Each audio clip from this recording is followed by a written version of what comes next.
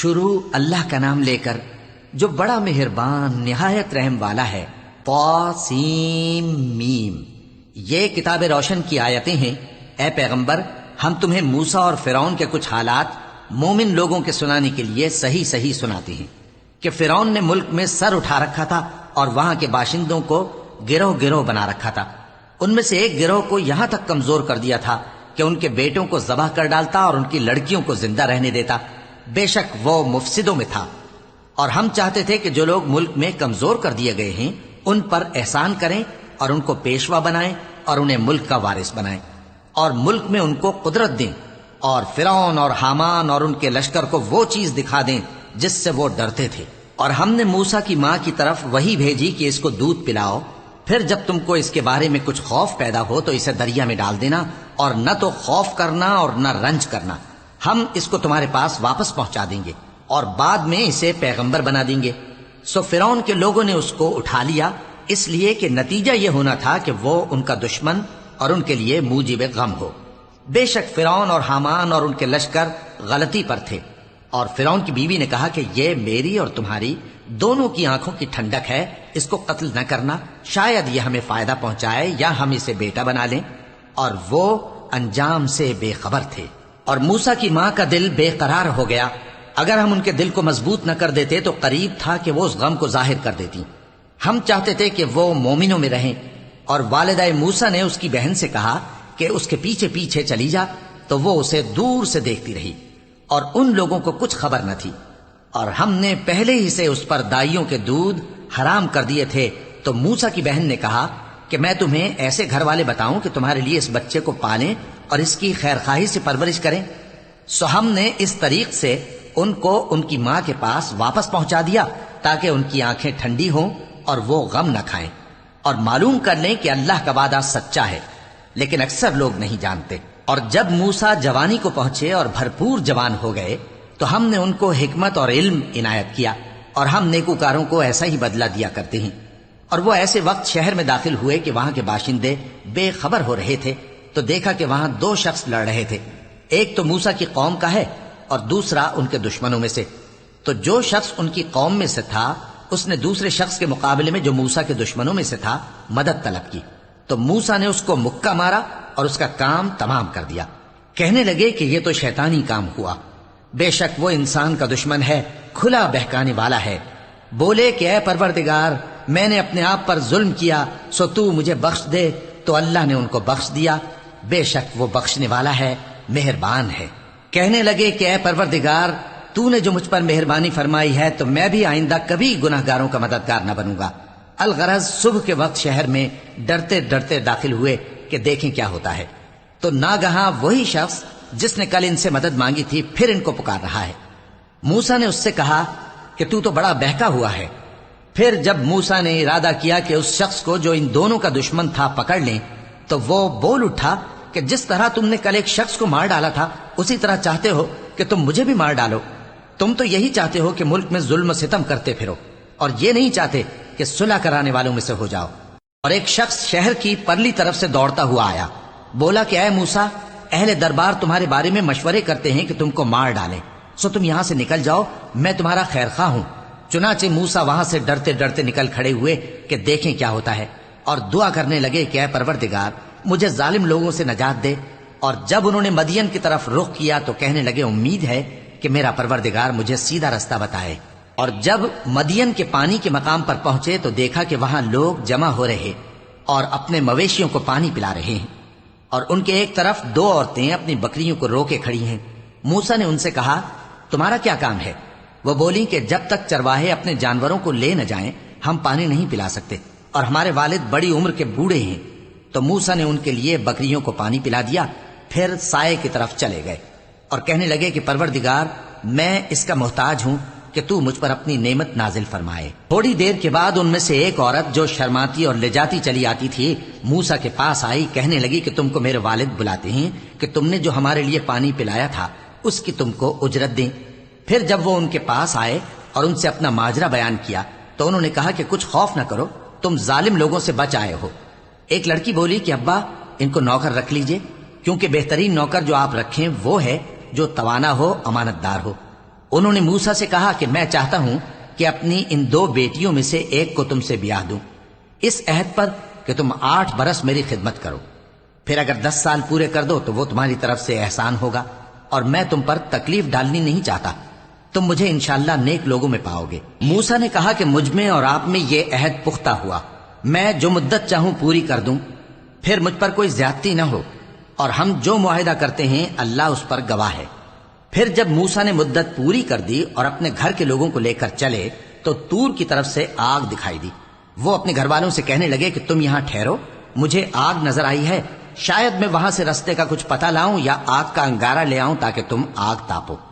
سو جب اس کے پاس پہنچے تو میدان کے دائیں کنارے سے ایک مبارک جگہ میں ایک درخت میں سے آواز آئی کہ اے موسیٰ، یہ میں ہوں اللہ، تمام جہانوں کا پروردگار، اور یہ کہ اپنی لاٹھی ڈال دو۔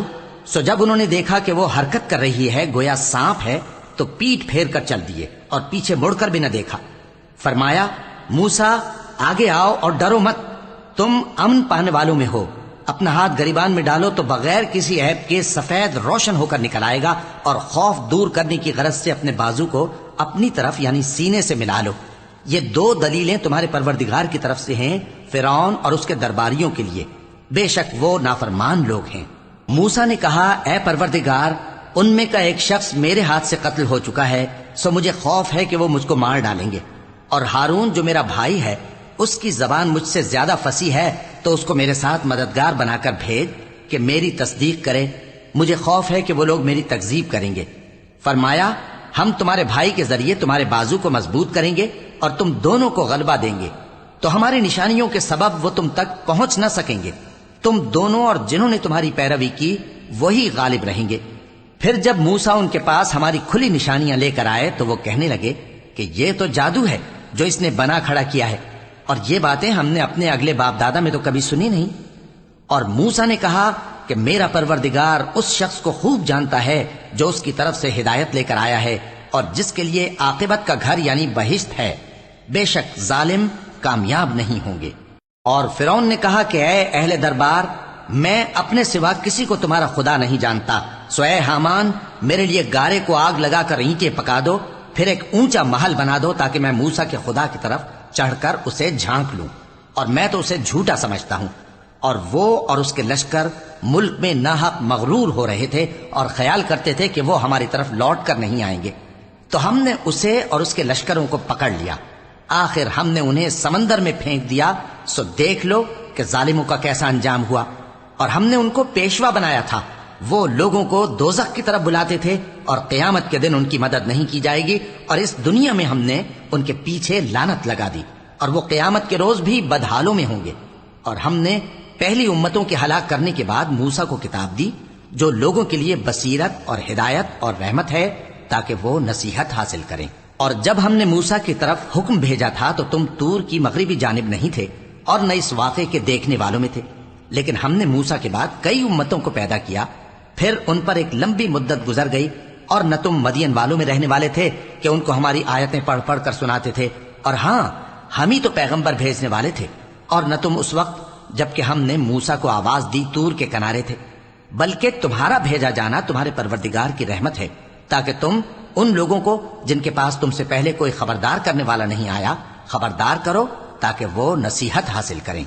اور اے پیغمبر، ہم نے تم کو اس لیے بھیجا ہے کہ ایسا نہ ہو کہ اگر ان اعمال کے سبب جو ان کے ہاتھ آگے بھیج چکے ہیں ان پر کوئی مصیبت واقع ہو تو یہ کہنے لگیں کہ اے پروردگار، تو نے ہماری طرف کوئی پیغمبر کیوں نہ بھیجا کہ ہم تیری آیتوں کی پیروی کرتے اور ایمان لانے والوں میں ہوتے۔ پھر جب ان کے پاس ہماری طرف سے حق آ پہنچا تو کہنے لگے کہ جیسی نشانیاں موسیٰ کو ملی تھیں ویسی اس کو کیوں نہیں ملی؟ کیا جو نشانیاں پہلے موسیٰ کو دی گئی تھیں انہوں نے ان سے کفر نہیں کیا؟ کہنے لگے کہ دونوں جادوگر ہیں ایک دوسرے کے موافق، اور بولے کہ ہم سب سے منکر ہیں۔ کہہ دو کہ اگر سچے ہو تو تم اللہ کے پاس سے کوئی اور کتاب لے آؤ جو ان دونوں کتابوں سے بڑھ کر ہدایت کرنے والی ہو تاکہ میں بھی اسی کی پیروی کروں۔ پھر اگر یہ تمہاری بات قبول نہ کریں تو جان لو کہ یہ صرف اپنی خواہشوں کی پیروی کرتے ہیں، اور اس سے زیادہ کون گمراہ ہوگا جو اللہ کی ہدایت کو چھوڑ کر اپنی خواہش کے پیچھے چلے۔ بے شک اللہ ظالم لوگوں کو ہدایت نہیں دیتا، اور ہم پے در پے ان لوگوں کے پاس ہدایت کی باتیں بھیجتے رہے ہیں تاکہ نصیحت حاصل کریں۔ جن لوگوں کو ہم نے اس سے پہلے کتاب دی تھی وہ اس پر ایمان لے آتے ہیں، اور جب قرآن ان کو پڑھ کر سنایا جاتا ہے تو کہتے ہیں کہ ہم اس پر ایمان لے آئے، بے شک یہ ہمارے پروردگار کی طرف سے برحق ہے اور ہم تو اس سے پہلے کے حکم بردار ہیں۔ ان لوگوں کو دگنا بدلہ دیا جائے گا کیونکہ صبر کرتے رہے ہیں اور بھلائی کے ساتھ برائی کو دور کرتے ہیں، اور جو مال ہم نے ان کو دیا ہے اس میں سے خرچ کرتے ہیں، اور جب بیہودہ بات سنتے ہیں تو اس سے منہ پھیر لیتے ہیں اور کہتے ہیں کہ ہم کو ہمارے اعمال اور تم کو تمہارے اعمال، تم کو سلام، ہم جاہلوں کو نہیں چاہتے۔ اے نبی، تم جس کو دوست رکھتے ہو اسے ہدایت نہیں کر سکتے، بلکہ اللہ ہی جس کو چاہتا ہے ہدایت کرتا ہے، اور وہ ہدایت پانے والوں کو خوب جانتا ہے۔ اور کہتے ہیں کہ اگر ہم تمہارے ساتھ ہدایت کی پیروی کریں تو اپنے ملک سے اچک لیے جائیں۔ کیا ہم نے ان کو حرم میں جو امن کا مقام ہے جگہ نہیں دی، جہاں ہر قسم کے میوے پہنچائے جاتے ہیں بطور رزق ہماری طرف سے؟ لیکن ان میں سے اکثر نہیں جانتے۔ اور ہم نے بہت سی بستیوں کو ہلاک کر ڈالا جو اپنی عیش والی زندگی میں اترا رہے تھے، سو یہ ان کے مکانات ہیں جو ان کے بعد آباد ہی نہیں ہوئے مگر بہت کم، اور ان کے بعد ہم ہی وارث ہوئے۔ اور تمہارا پروردگار بستیوں کو ہلاک نہیں کیا کرتا جب تک ان کے بڑے شہر میں پیغمبر نہ بھیج لے جو ان کو ہماری آیتیں پڑھ پڑھ کر سنائے، اور ہم بستیوں کو ہلاک نہیں کیا کرتے مگر اس حالت میں کہ وہاں کے باشندے ظالم ہوں۔ اور اے لوگو، جو چیز تم کو دی گئی ہے سو وہ دنیا کی زندگی کا فائدہ اور اس کی زینت ہے، اور جو اللہ کے پاس ہے وہ بہتر اور ہمیشہ باقی رہنے والی ہے۔ کیا تم سمجھتے نہیں؟ بھلا جس شخص سے ہم نے اچھا وعدہ کیا اور وہ اسے حاصل کرنے والا ہے، تو کیا وہ اس شخص کا سا ہے جس کو ہم نے دنیا کی زندگی کے فائدے سے بہرہ مند کیا، پھر وہ قیامت کے روز ان لوگوں میں ہو جو گرفتار کر کے حاضر کیے جائیں گے؟ اور جس روز اللہ ان کو پکارے گا سو کہے گا کہ میرے وہ شریک کہاں ہیں جن کا تمہیں دعویٰ تھا؟ تو جن لوگوں پر عذاب کا حکم ثابت ہو چکا ہوگا وہ کہیں گے کہ اے ہمارے پروردگار، یہ وہ لوگ ہیں جن کو ہم نے گمراہ کیا تھا، اور جس طرح ہم خود گمراہ ہوئے تھے اسی طرح ہم نے ان کو گمراہ کیا تھا۔ اب ہم تیری طرف متوجہ ہو کر ان سے بیزار ہوتے ہیں، یہ ہمیں نہیں پوچھتے تھے۔ اور کہا جائے گا کہ اپنے شریکوں کو بلاؤ، سو وہ ان کو پکاریں گے تو وہ ان کو جواب نہ دے سکیں گے، اور جب عذاب کو دیکھ لیں گے تو تمنا کریں گے کہ کاش وہ ہدایت یاب ہوتے۔ اور جس روز اللہ ان کو پکارے گا اور کہے گا کہ تم نے پیغمبروں کو کیا جواب دیا تھا، تو اس روز ان پر خبریں بند ہو جائیں گی، پھر وہ آپس میں کچھ بھی نہ پوچھ سکیں گے۔ سو رہا وہ شخص جس نے توبہ کی اور ایمان لایا اور عمل نیک کیے تو امید ہے کہ وہ کامیاب ہونے والوں میں ہو۔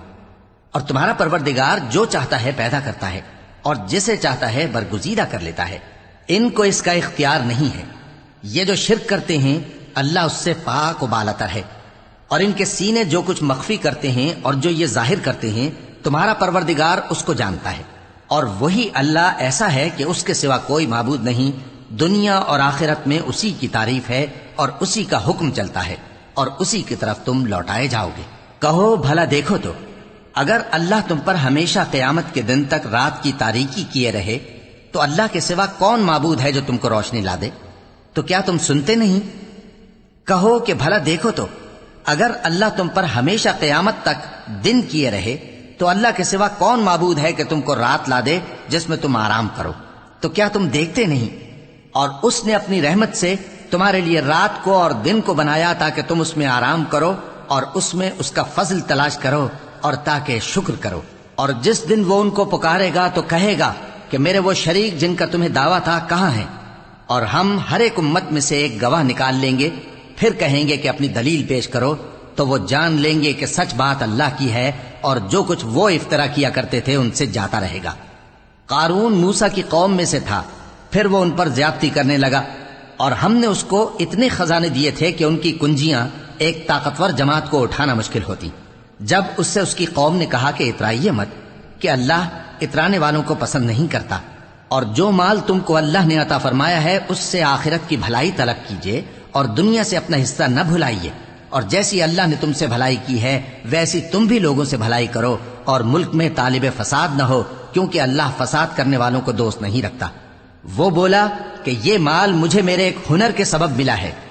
کیا اس کو معلوم نہیں تھا کہ اللہ نے اس سے پہلے بہت سی امتیں جو اس سے قوت میں بڑھ کر اور جمعیت میں بیشتر تھیں ہلاک کر ڈالی تھیں، اور گناہگاروں سے ان کے گناہوں کے بارے میں پوچھا نہیں جائے گا۔ تو ایک روز قارون بڑی آرائش اور ٹھاٹ سے اپنی قوم کے سامنے نکلا۔